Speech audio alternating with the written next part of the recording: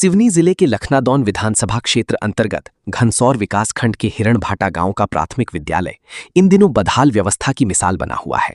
School भवन पूरी तरह जर्जर होने के कारण पिछले 1 वर्ष से कक्षाएं गांव के रंगमंच में संचालित की जा रही हैं। जानकारी के अनुसार बीते वर्ष स्कूल भवन की छत का हिस्सा गिर गया था, जिसके बाद एसडीएम के निर्देश पर बच्चों को भवन से बाहर कर दिया गया।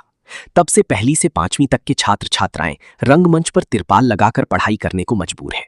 बरसात के मौसम में यही तिरपाल बच्चों के लिए अस्थायी छत का काम कर रही है, जिसके चलते ग्रामीणों ने इस विद्यालय को तिरपाल की पाठशाला नाम दे दिया है।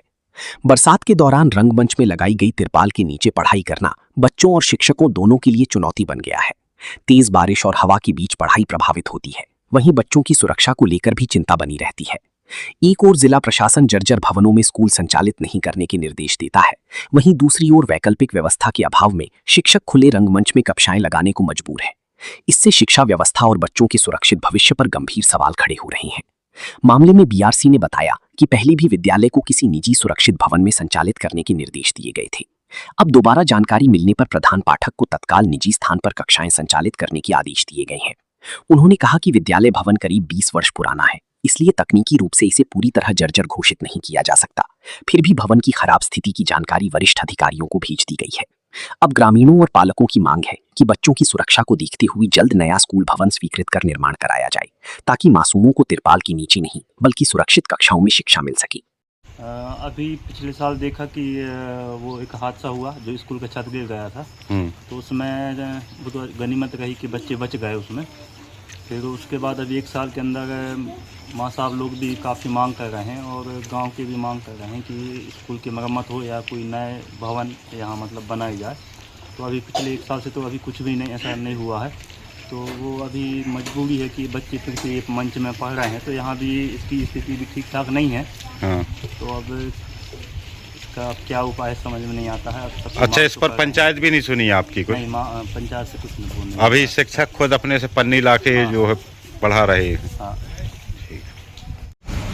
और जो पिछले साल भी बारिश के समय में छत का प्लास्टर गिरने से बच्चे दुर्घटना से बाल बचे। इसकी सुनवाई मौखिक से लगाकर लिखित तक मैं बीआरसी, एसडीएम, तहसीलदार सबको, इंजीनियर को भी दे चुका हूँ, लेकिन अभी तक कोई इसकी जानकारी या निराकरण नहीं हुआ है। इसलिए मजबूरी से बच्चों को इस हालत में बिठाना पड़ रहा है। अच्छा, पिछले वर्ष जो एडीएम साहब भी आए थे जब इसकी छत गिरी थी स्कूल की, तो क्या कहना रहा उनका? उनका जी कहना रहा कि रंगमंच में आप शाला का संचालन करें, स्कूल की व्यवस्था हम देखते हैं बनवाने के लिए, अब जो आगे से कार्रवाई करें जी बोल के गए हैं सर। आपके विभाग ने क्या किया अभी तक?